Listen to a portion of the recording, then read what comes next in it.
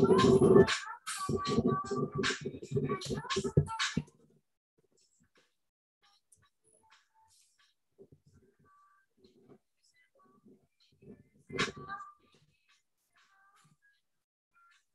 Randall. Welcome. Ellie, hi. We'll wait just a couple more minutes for a few more folks to pop in.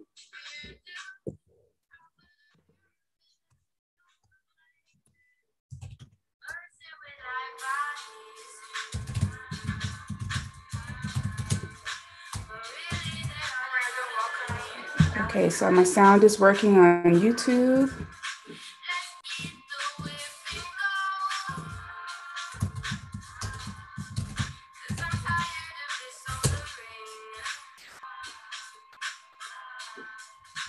All right.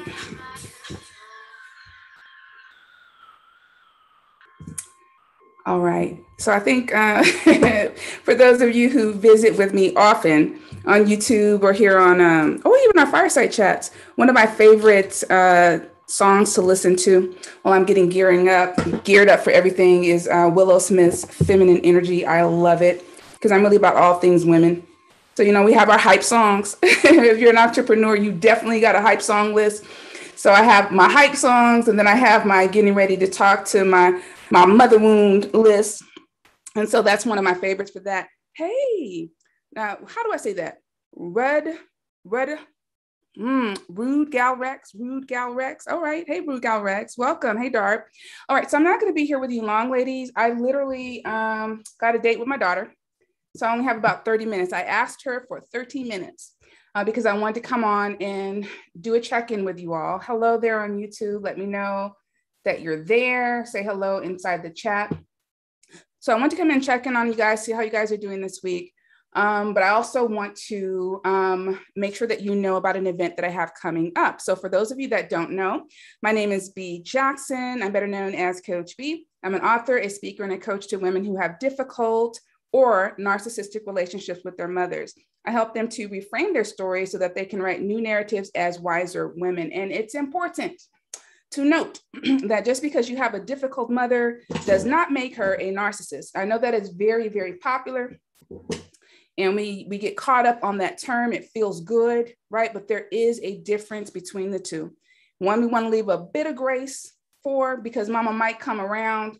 The other one, we want to be aware because our mental health and well-being is on the line. I mean, your mental health and well-being is probably going to be on the line anyway, but when we're talking about a narcissist, we don't really want to play with that. We want to know what it is so that we can do what we need to do to remove ourselves and protect ourselves.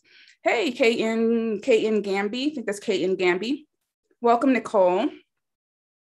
All right, so before we get into our check-in, our community check-in, I just want to invite you, if you haven't already heard about it, we're having another fireside chat.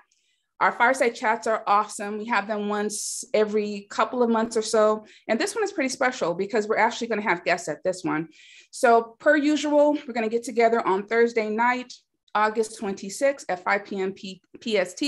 And I'm going to teach on the subject of rejection, more specifically rejection sensitivity, which if you are the daughter of a narc, you likely deal with a lot of that, okay? A lot of it. And it's showing up and it's hindering your life in a lot of ways. And we want to talk about it, know what it is, and also learn how to move it out, learn how to deal with it and root it up and root it out.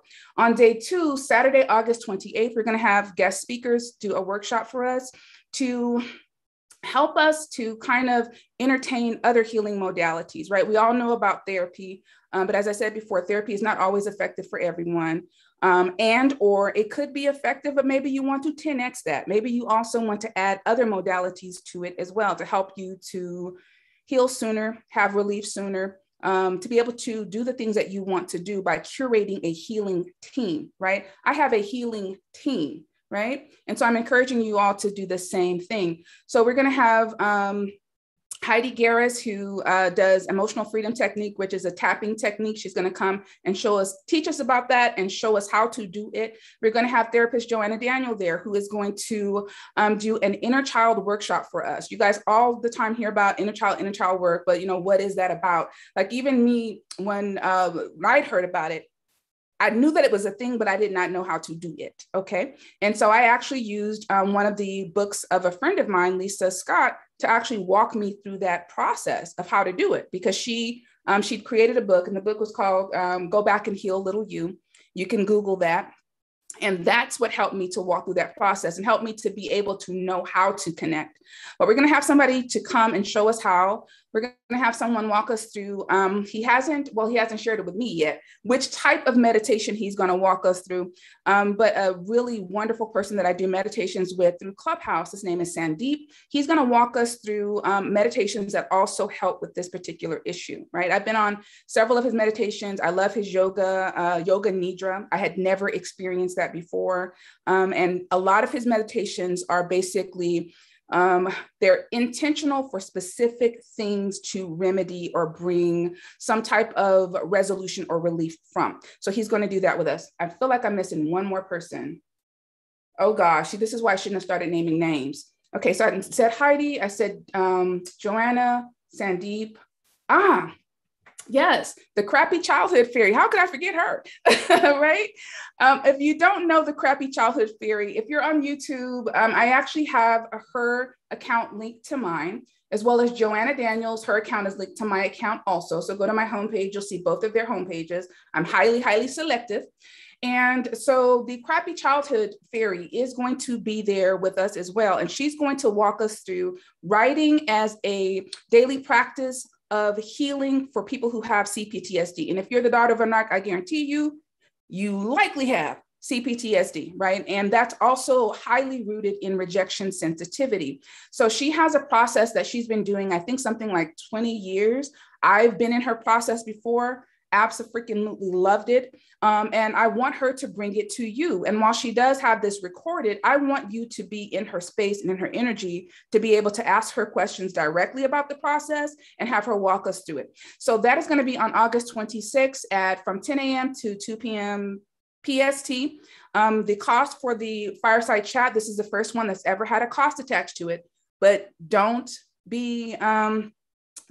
let that stir you. Get what you need. Make the exchange. I've been talking a lot lately about making the exchange for the thing that you need.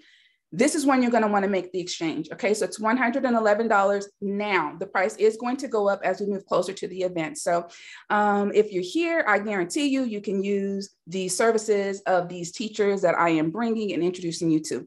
All right, so let's talk about your mama. Hey, Charlie and Patty. My mom has NPD. Your content helps me so much. I'm so glad. Thank you for sharing that with me. Someone said, is this a conference? It is not so much a conference. It's very much a workshop.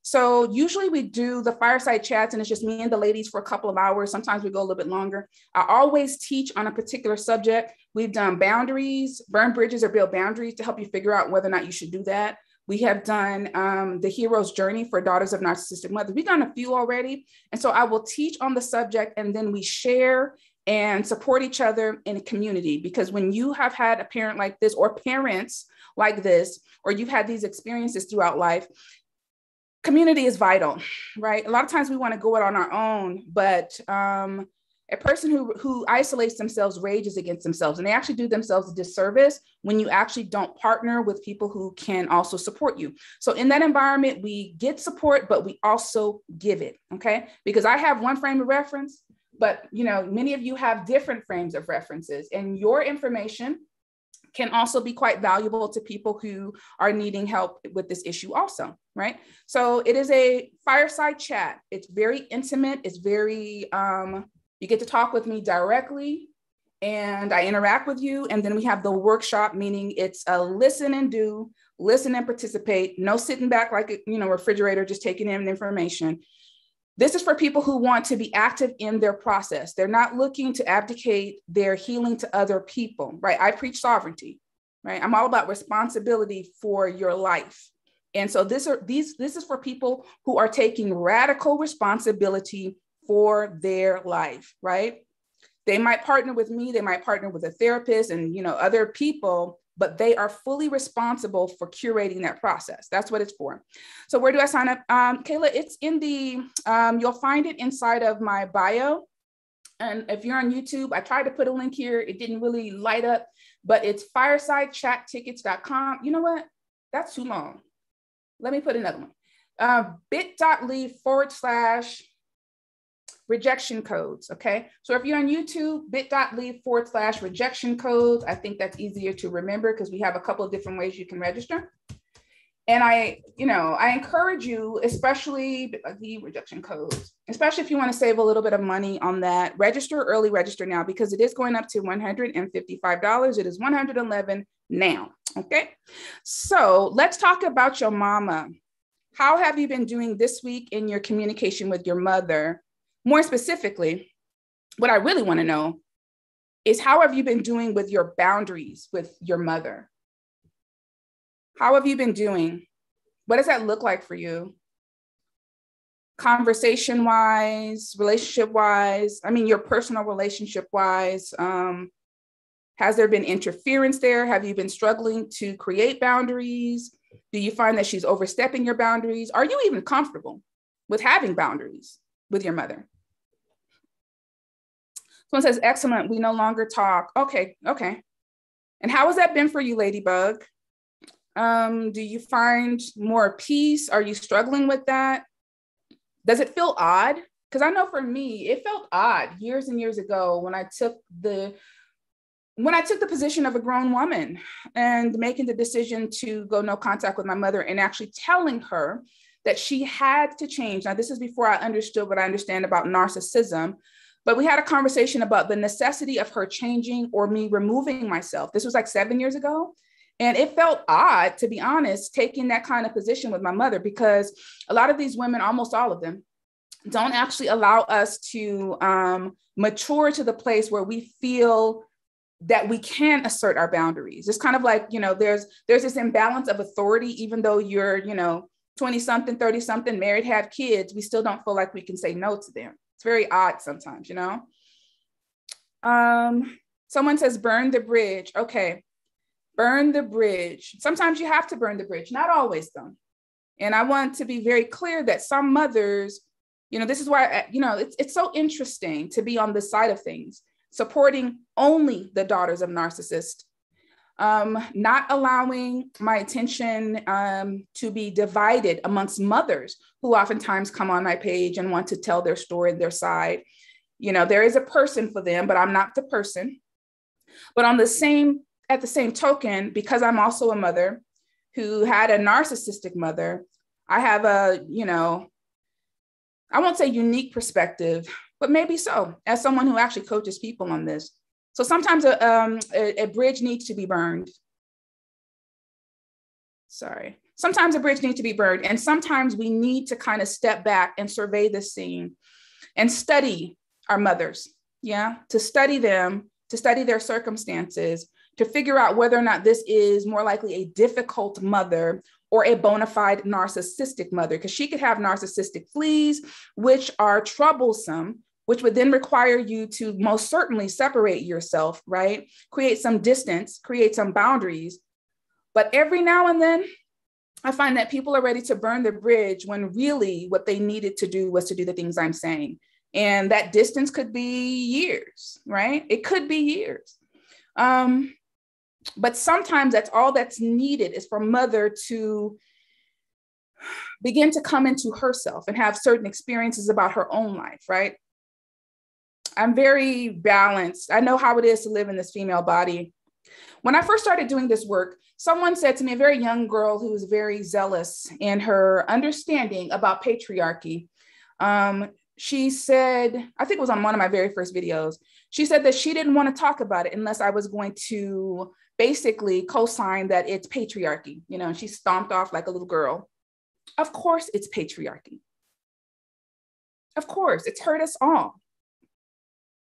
But after we finish doing the blaming, we also have to look at, when I say us all, I mean men and I mean women, okay? It's unnatural. Yeah, I said it and you can quote me on that, right? It's as unnatural as telling women that their men need to come before their children do. If it was that damn natural, you wouldn't have to convince her every Sunday morning, right? You wouldn't have to constantly tell her over and over until she believes that shit, right? Because it's unnatural. That's why you have to do it. And learning, the best way to learn anything is repetition. And that's why they do it. So in the same token, a lot of has happened to us as women and to our mothers that have created the circumstances wherewith our mothers have become full-blown narcissists, or they have narcissistic fleas, or they have mental illness, or different things like that. And I just think that as women, we need to look at all of those things. Understanding does not mean you enmesh yourself in the drama. Understanding means that you're able to maintain your humanity while you do it. You know what I mean? While you sit back and you assess and you decide what's healthy and what's not healthy. And understanding also does not mean you make room for the chaos in your life. It might mean that you keep the bridge open instead of burning it down, because eventually mother may come to herself. Like I posted a video on Facebook. I really wanted to share it on my channel here, but the lady didn't make it possible to stitch it. I loved it because it was a perfect example of what I was talking about. Some mothers are going to come around. And what she was saying was she got the assignment because her baby left and with no contact, without any, just didn't say nothing, just left and just went on silent. And she said she took a look at her life and she dug deep into her toxicity, her toxic behaviors, and looked at the relationship that she was in, made a decision to get out of that relationship. And the assumption also that I made after seeing the video was that she was able to reconnect with her kid, because she said, and I quote, "I understood the assignment." Some of your mothers are going to get the assignment. Some of our mamas are just slow for a number of reasons, right? And sometimes all it takes is that one kid to put their foot down and to go no contact, right? To separate themselves. But that doesn't always mean that we need to burn the bridge. We got to know when and when not to.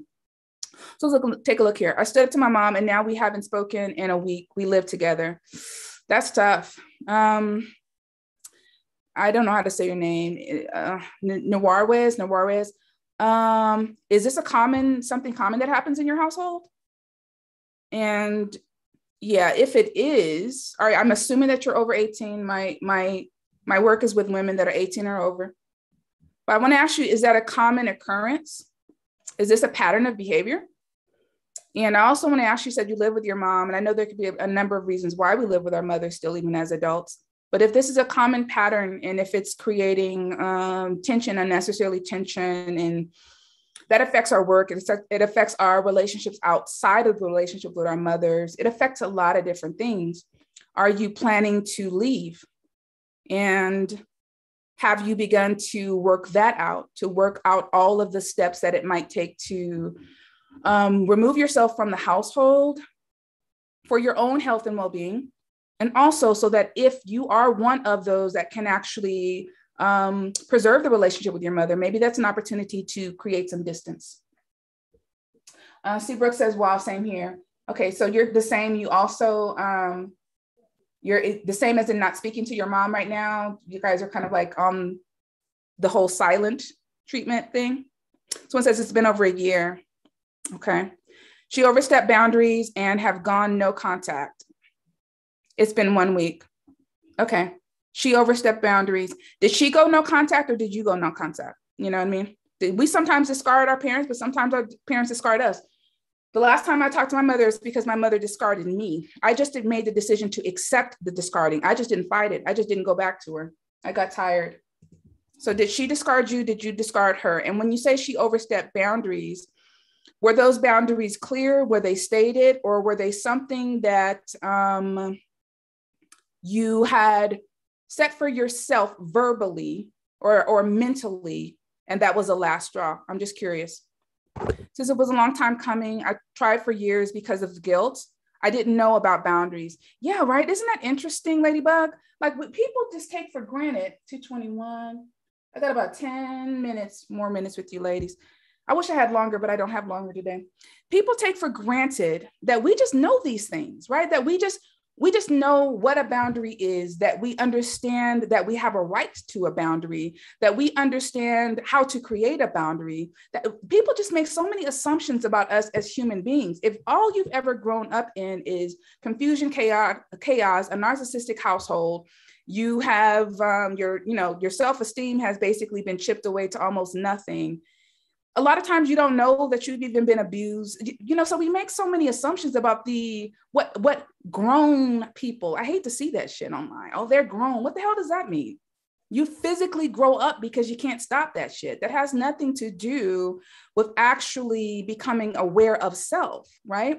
And in these environments, most often we're not able to become aware of self. It's usually not until we actually extract ourselves from it that we can truly become aware of ourselves. Because even if you just say that you're in a narcissistic household, or you still live with your narcissistic mother, or you're not in any of that. But now you just say that you're in therapy, and then your therapist is asking you questions, basic, simple ass questions to the average person about how do you feel about something. And then you realize, I don't even know how I feel, because we've not been allowed to feel. So we don't have a frame of reference for what the word or the feeling is. We might have felt it in our body, but we actually don't have the vocabulary to express it, right?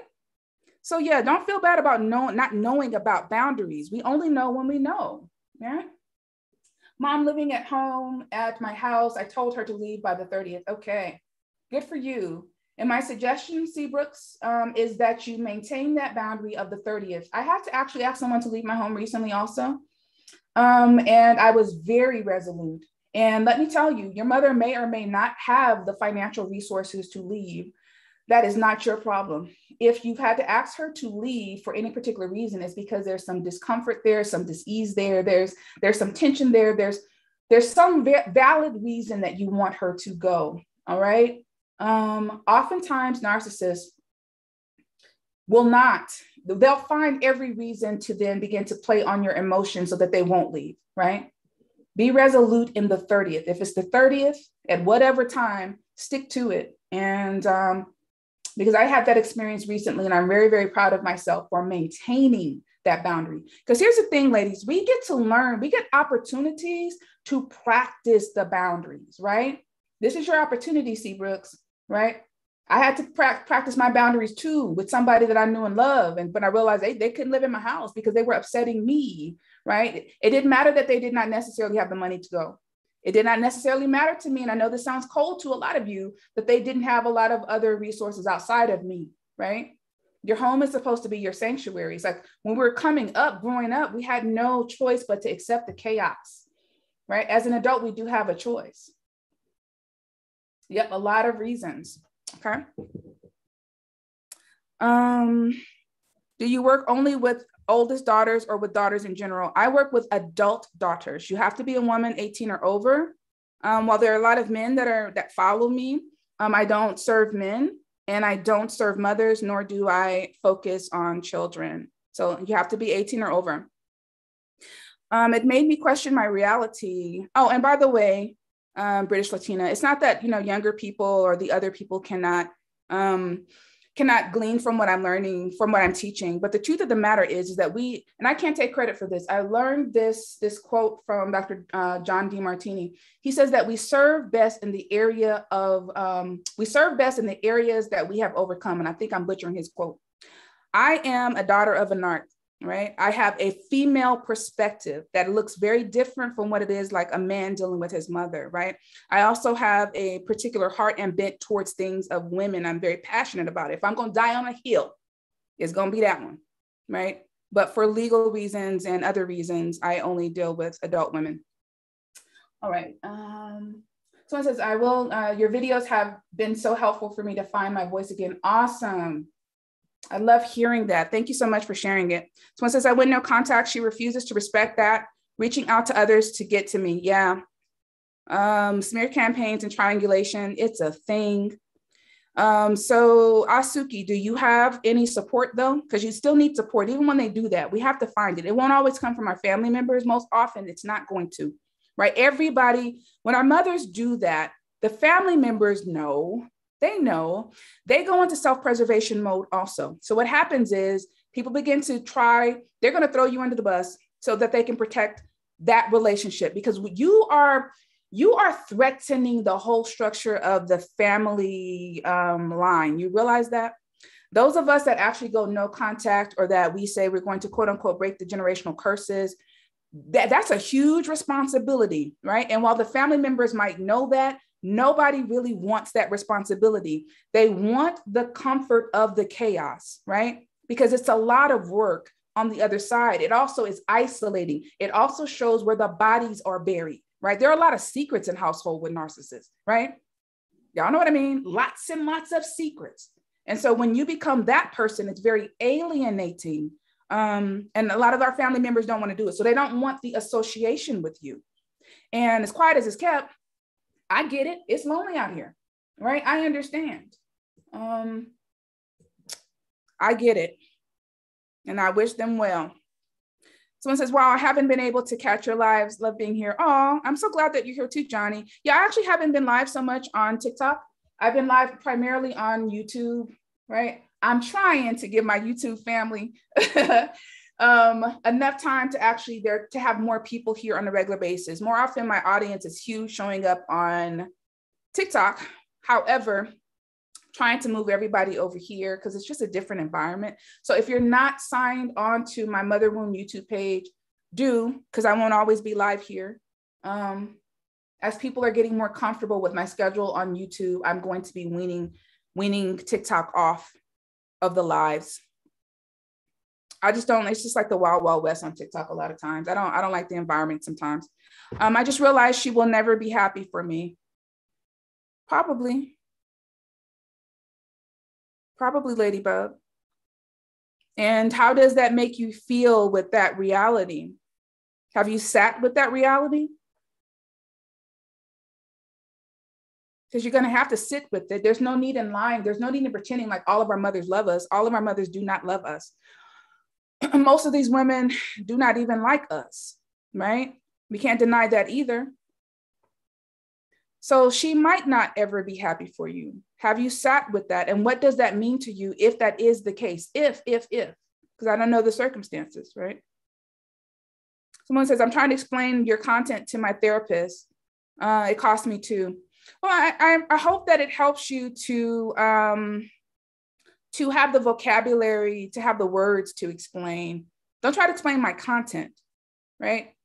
See, it's interesting because I actually have a lot of therapists as followers and as clients, right? But those therapists are also kind of dealing with the elephant in the room, is that some things have to step away from the boxes of how people do things and how they understand the relationship with narcissist parents. There's a reason why they're coming to someone who actually is not a licensed therapist. They actually come to me because they can actually get results. They can actually be honest. I can be honest about my experiences. They can glean and they can begin to curate from my experiences, my wisdom, my education, based off of what they're doing, and then make it specific to them. You know what I mean? So don't try to explain my content to your therapist. Use my content to help you gravitate or collect the vocabulary that you need to express the feelings or the emotions, but don't try to explain my content to the therapist. If you have a therapist that has an institutionalized way of thinking, they're not going to get it. And quite honestly, it's insulting to a lot of them that a person like myself would then take up the mantle and decide to handle this, right? They're insulted. I get it, but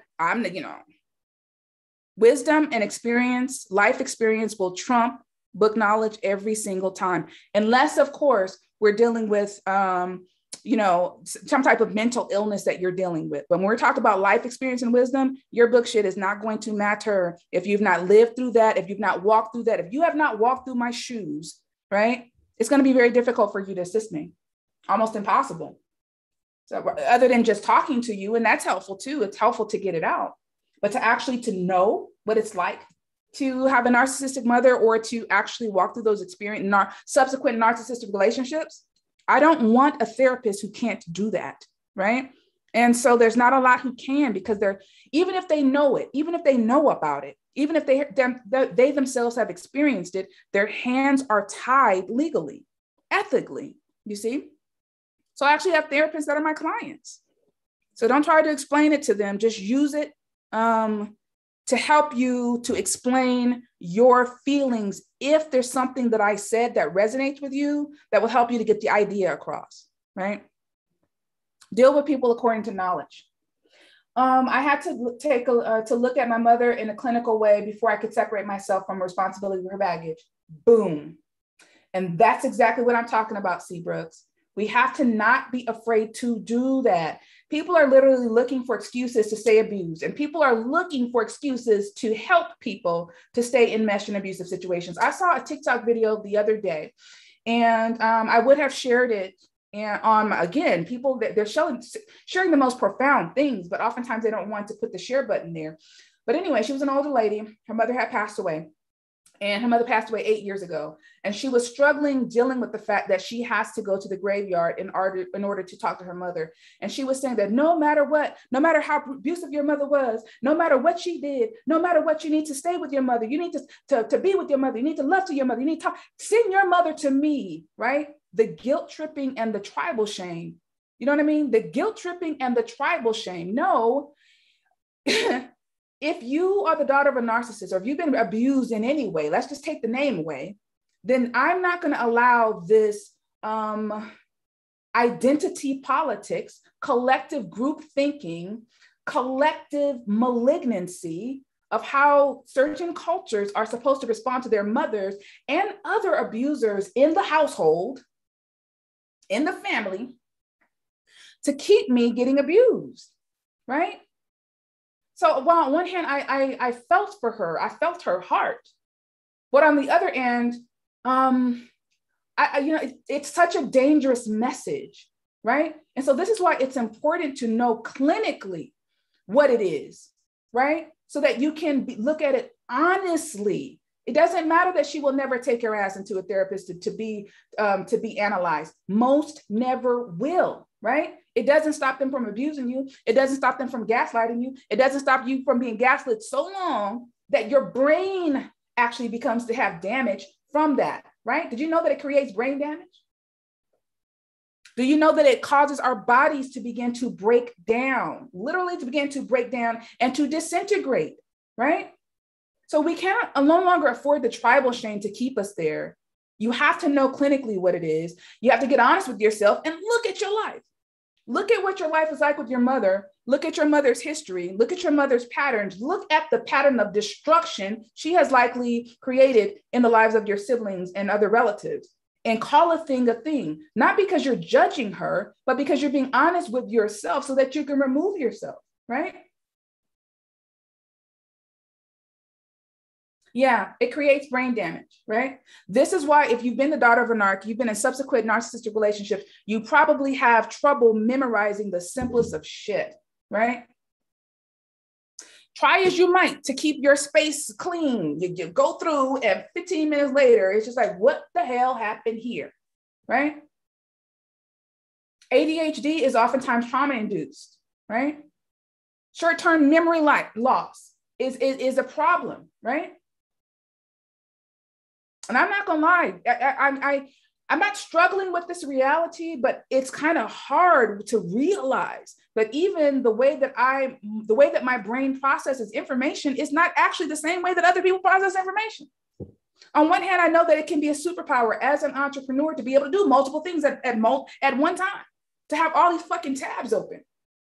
But the downside to that is that you get drained kind of fast, right? The upside is that you can do a lot of shit and you can have multiple thoughts and get the things done.